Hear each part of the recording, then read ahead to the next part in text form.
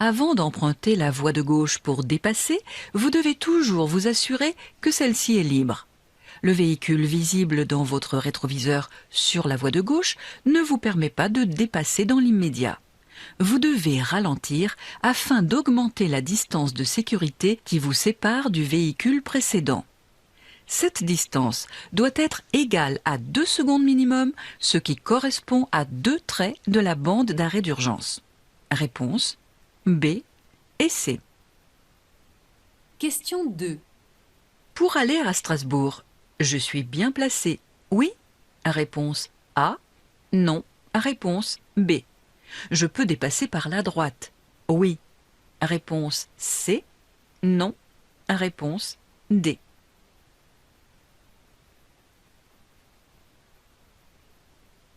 La signalisation sur portique indique par des flèches les directions et les voies correspondantes. Vous êtes bien placé pour vous diriger vers Strasbourg. Les véhicules de gauche vont dans une direction différente. Vous pouvez donc les dépasser par la droite en surveillant toutefois leur trajectoire. Réponse A et C. Question 3. Je peux rouler à 70 km/h. Oui? Réponse A. Non. Réponse B. 80 km/h. Oui? Réponse C. Non. Réponse D. Sur autoroute, lorsque la circulation est fluide et que les conditions atmosphériques permettent une visibilité et une adhérence suffisantes, vous ne devez pas circuler à une vitesse inférieure à 80 km/h sur la voie la plus à gauche.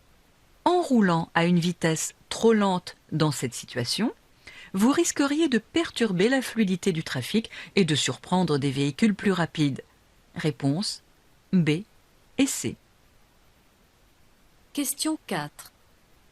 Je peux continuer tout droit. Oui.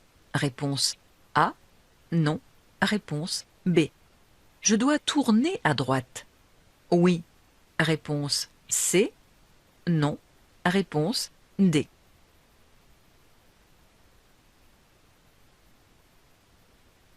Les flèches directionnelles apposées sur les voies de circulation vous obligent à suivre la direction indiquée. Dans cette situation, en vous plaçant dans la voie de droite, vous devez impérativement tourner à droite. Réponse B et C. Question 5. La signalisation m'interdit de prendre la première rue à gauche. Oui? Réponse A. Non. Réponse B. De tourner à gauche à 150 mètres. Oui? Réponse C. Non. Réponse D.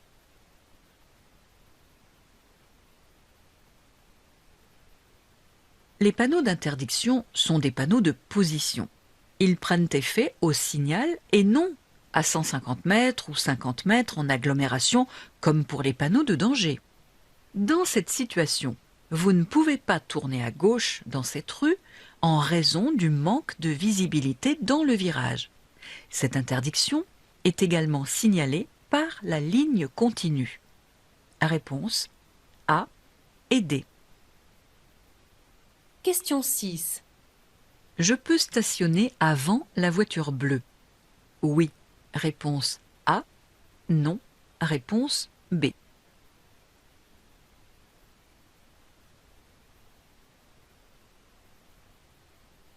La bordure du trottoir plus basse avant la voiture bleue indique la présence d'une sortie de véhicule.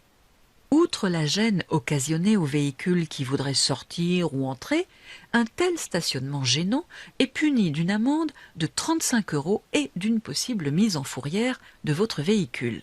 Réponse B. Question 7. Ces conditions de circulation augmentent. Le temps de réaction? Réponse A. La distance de freinage? Réponse B. L'énergie cinétique? Réponse C. La distance de freinage d'un véhicule varie en fonction de la vitesse, du poids et de l'adhérence. La pluie diminue le coefficient d'adhérence, ce qui entraîne une augmentation de la distance de freinage dans des proportions pouvant atteindre le double de ce qui est nécessaire pour s'arrêter sur sol sec. Vous devez tenir compte de cette contrainte physique en adaptant votre allure et vos distances de sécurité. Réponse B. Question 8. À partir du panneau, ma vitesse sera limitée à 70 km/h. Oui? Réponse A. Non. Réponse B.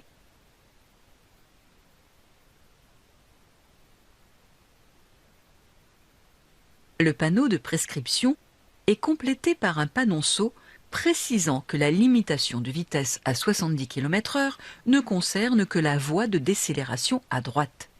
Vous n'avez pas à tenir compte de cette signalisation. Vous devez toutefois adapter votre allure en fonction des conditions de circulation. Réponse B. Cet emplacement signalé par un panneau. Question 9. Je peux m'arrêter à droite. Pour téléphoner? Réponse A. Pour lire une carte routière? Réponse B. En cas de panne? Réponse C. Pour me reposer? Réponse D. Cet emplacement, signalé par un panneau refuge, n'est pas un parking et ne peut être utilisé qu'en cas de nécessité absolue comme une panne, un accident ou un incident. En aucun cas, vous ne pouvez vous y arrêter pour d'autres raisons. Réponse C. Question 10. Les facteurs qui agissent sur la distance de freinage sont la vitesse, réponse A, le poids, réponse B, l'adhérence, réponse C, la puissance du véhicule, réponse D. La distance de freinage varie avec le carré de la vitesse. Si vous doublez votre vitesse, la distance de freinage est 4 fois plus importante. Cette distance varie également en fonction du poids du véhicule et de l'adhérence. Contrairement aux idées reçues, les véhicules sportifs ou haut de gamme ne freinent pas plus court que les autres véhicules. Réponse A, B et C. Question 11. Je suis prioritaire. Oui, réponse A. Non, réponse B. Pour aller tout droit, je dois serrer à droite. Réponse C. À gauche. Réponse D.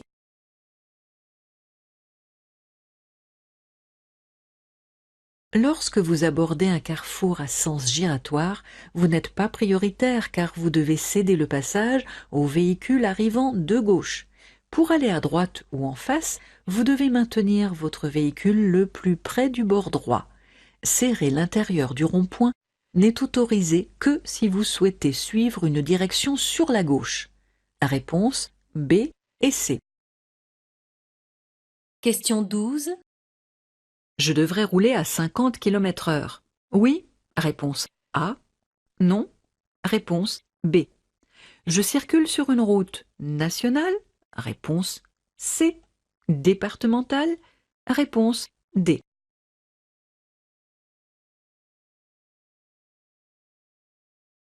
Le panneau d'entrée d'agglomération suffit pour limiter la vitesse à 50 km/h. Cependant, vous devez en permanence rester maître de votre allure. C'est pourquoi, si toutes les conditions ne sont pas réunies pour rouler en toute sécurité, vous devrez ralentir davantage.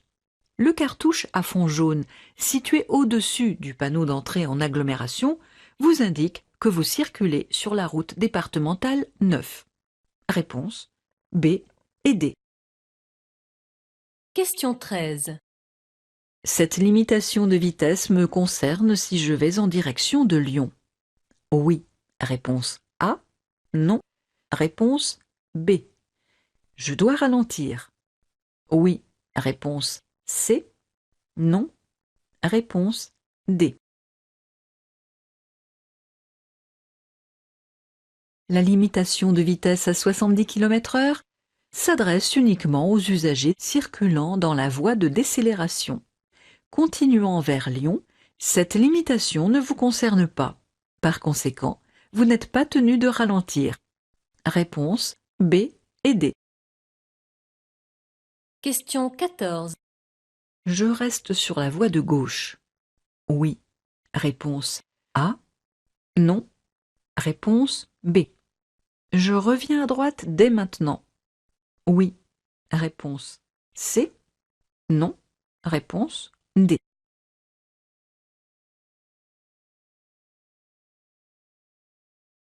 Vous venez d'effectuer le dépassement d'une voiture. Celle-ci étant entièrement visible dans le rétroviseur intérieur, vous pouvez vous rabattre à droite sans risquer de la gêner. Il vous est interdit de rester sur la voie de gauche après un dépassement. De plus, des flèches au sol annoncent une réduction du nombre de voies. Réponse B et C. Question 15. Je quitte l'autoroute. Oui. Réponse A. Non. Réponse B. Je ralentis immédiatement. Oui. Réponse C. Non. Réponse D.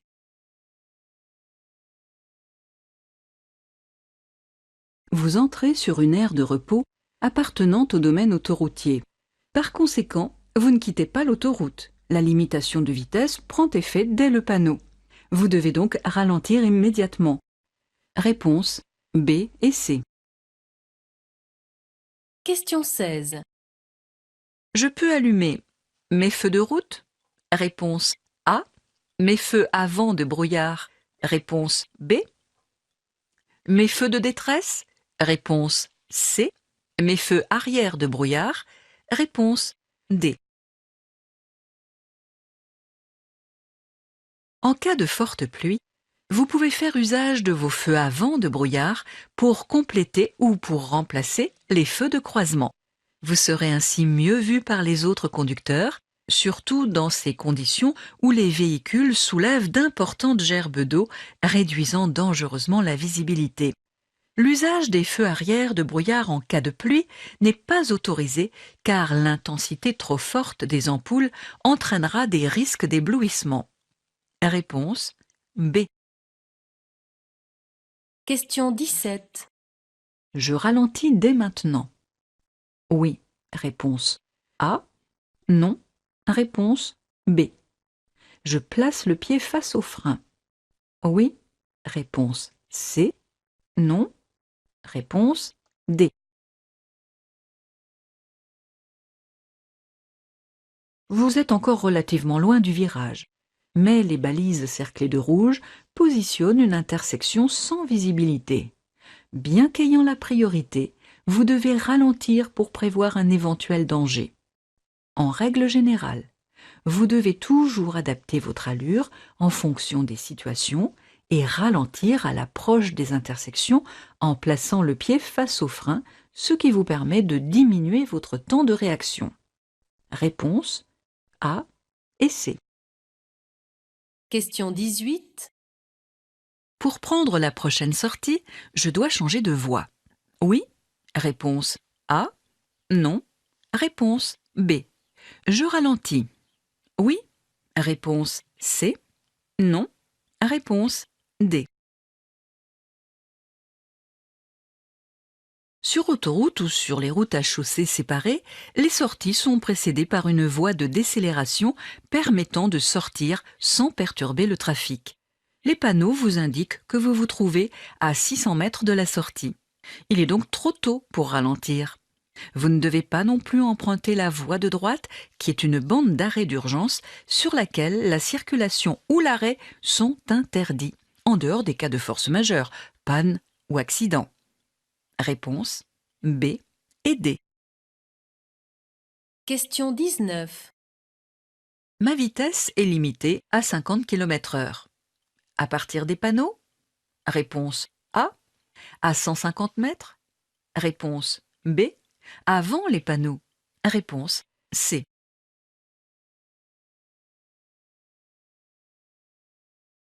Ce panneau de limitation de vitesse à 50 km/h est complété par un panonceau rappel. Votre vitesse était donc limitée avant ces signaux. Vous circulez sur une bretelle de raccordement sur laquelle il est nécessaire de limiter la vitesse afin de vous réadapter à des conditions de circulation différentes. Réponse C. Question 20.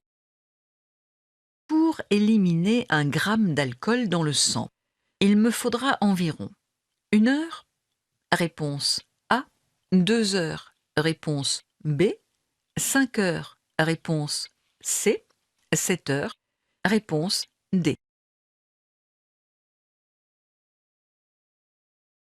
L'alcool atteint son taux maximum dans le sang environ une demi-heure après l'absorption à jeun et 1 heure au cours d'un repas. Vous éliminez en moyenne 0,10 g à 0,15 g par heure. Pour 1 gramme d'alcool dans le sang, ce qui correspond à 0,50 mg dans l'air expiré, il faudra environ 7 heures pour l'éliminer totalement. Réponse D. Question 21. Je vais entrer sur une autoroute. Oui. Réponse A. Non. Réponse B.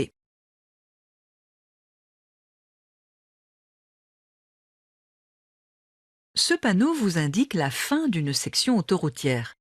Vous allez devoir vous réadapter à des conditions et des règles de circulation différentes, en particulier concernant la vitesse, les intersections, la présence éventuelle de piétons et la circulation à double sens. Vous devez ralentir et être vigilant pour faire face à ces exigences nouvelles. Réponse B. Question 22. Je peux m'arrêter pour faire descendre mes passagers. Oui. Réponse A. Non. Réponse B. Le panneau de prescription implanté à droite interdit le stationnement et l'arrêt, même pour une courte durée.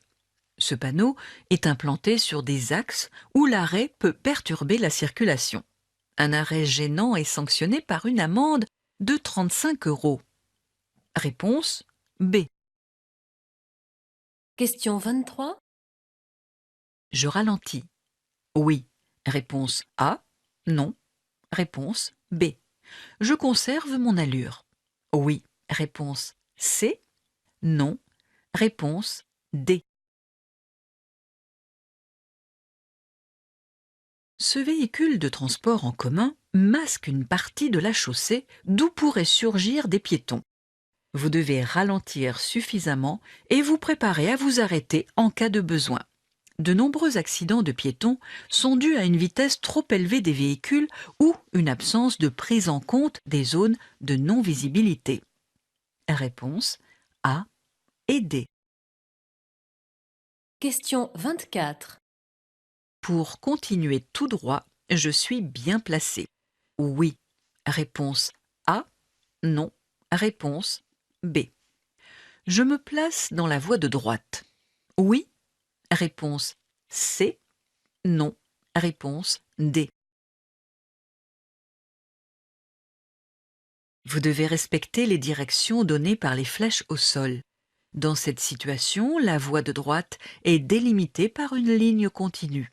Il vous est interdit de franchir cette ligne qui délimite une voie réservée à la circulation des bus. Vous devez continuer vers la gauche. Réponse B et D. Question 25. Pour dépasser ce camion, je peux rouler à 100 km/h. Réponse A. 110 km/h. Réponse B. 130 km/h. Réponse C. L'absence de bande d'arrêt d'urgence à droite de la chaussée vous indique que vous ne circulez pas sur autoroute, mais sur une route à chaussée séparée. La vitesse est limitée à 110 km/h par temps sec. Dans ces conditions météorologiques, vous ne devez pas dépasser la vitesse de 100 km/h, même pour effectuer un dépassement. Vous devez tenir compte d'une visibilité et d'une adhérence réduite. Réponse A. Question 26. Pour téléphoner, je peux m'arrêter sur la voie centrale. Oui. Réponse A. Non. Réponse B. La voie centrale est exclusivement réservée à la circulation des bus. Il vous est interdit d'y circuler et de vous y arrêter au risque de gêner la circulation des véhicules de transport en commun. Cette infraction est punie d'une amende de 135 € et d'une possible mise en fourrière de votre véhicule. Réponse B. Question 27. Pour dépasser ces cyclistes, je dois respecter un espace latéral minimum de 0,50 m. Réponse A. 1 mètre. Réponse B. 1,50 m. Réponse C. Lorsque vous dépassez un deux roues ou un piéton en agglomération, vous ne devez pas vous en approcher latéralement à moins de 1 mètre. Vous devez tenir compte d'une zone d'incertitude latérale plus importante pour cette catégorie d'usagers qui peuvent à tout moment modifier leur trajectoire. Réponse B. Question 28. Après ce panneau, je pourrais rouler à 40 km/h. Réponse A. 50 km/h. Réponse B. 60 km/h. Réponse C. 70 km/h. Réponse D. Le panneau d'entrée d'agglomération suffit pour limiter la vitesse à 50 km/h. En aucun cas vous ne pourrez dépasser cette vitesse. En revanche, vous devez rester en permanence maître de votre véhicule. C'est pourquoi, si les conditions de circulation l'exigent, vous devrez rouler moins vite. Réponse A et B. Question 29. Le feu vient de passer au vert. Je lâche le frein. Réponse A. Je commence à avancer. Réponse B. Je reste où je suis. Réponse C. Avant de redémarrer, vous devez observer tout l'environnement. Un piéton s'est engagé imprudemment sur la chaussée. Vous devez attendre et le laisser finir de traverser la chaussée avant de repartir. Dans le cas contraire, vous risqueriez de mettre ce piéton dans une situation très dangereuse, d'autant plus qu'il serait peu visible au milieu de toutes ces voitures circulant en file. Réponse C. Question 30.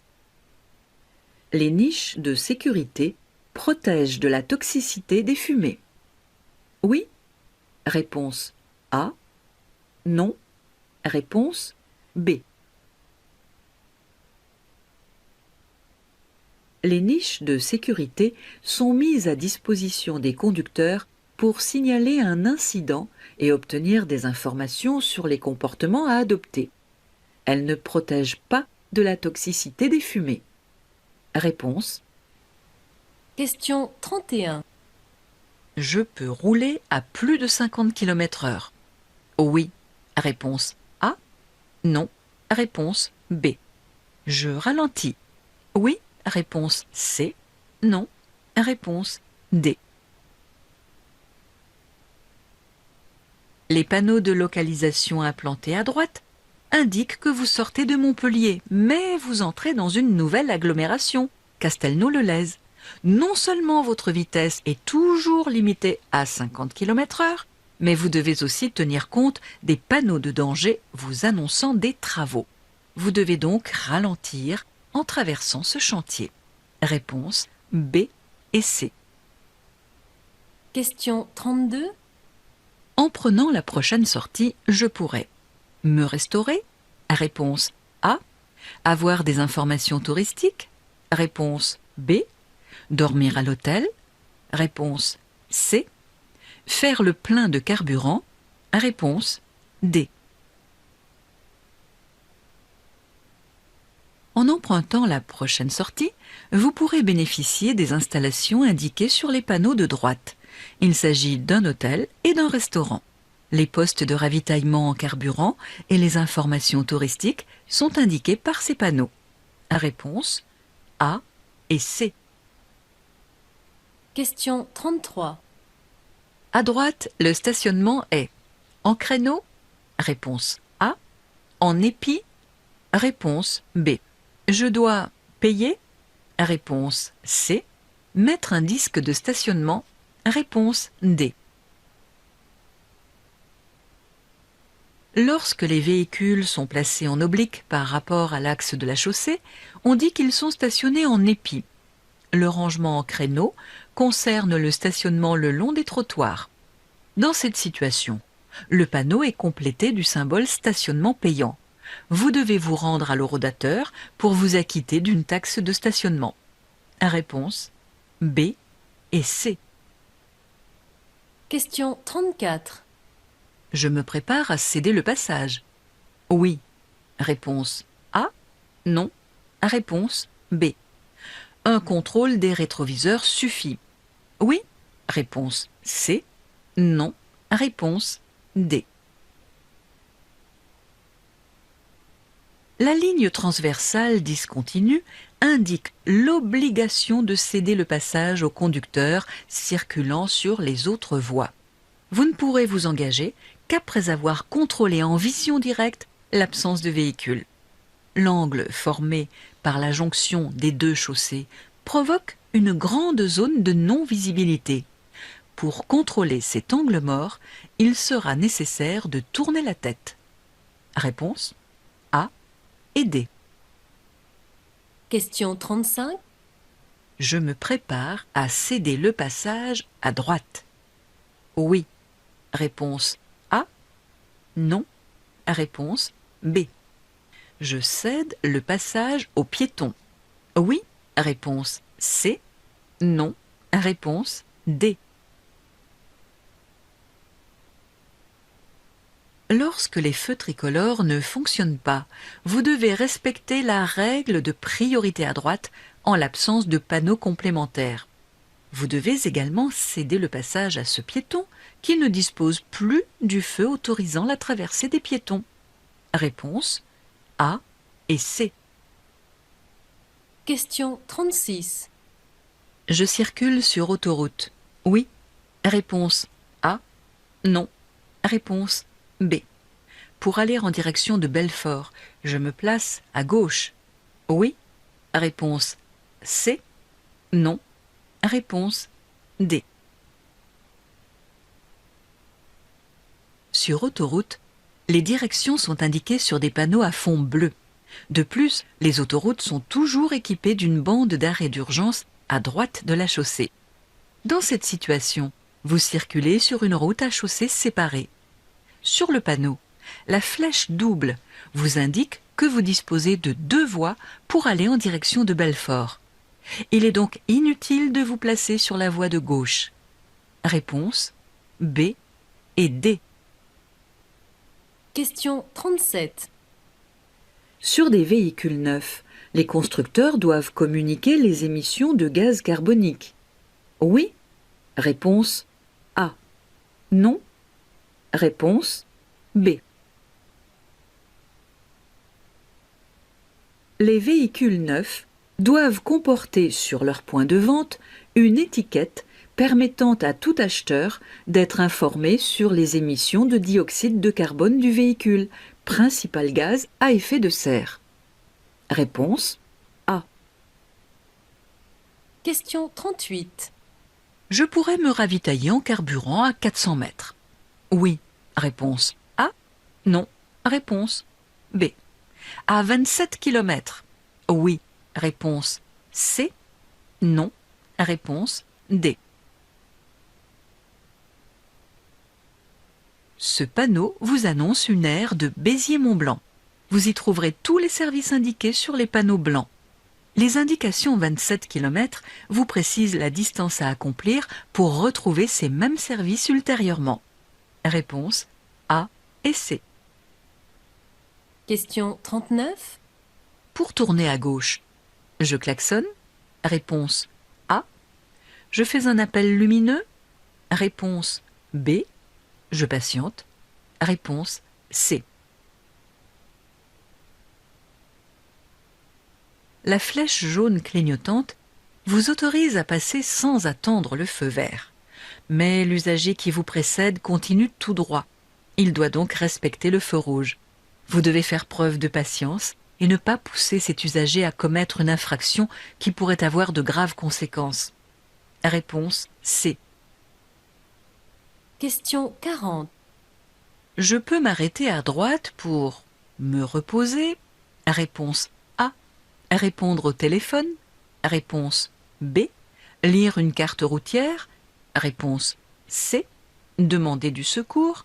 Réponse D.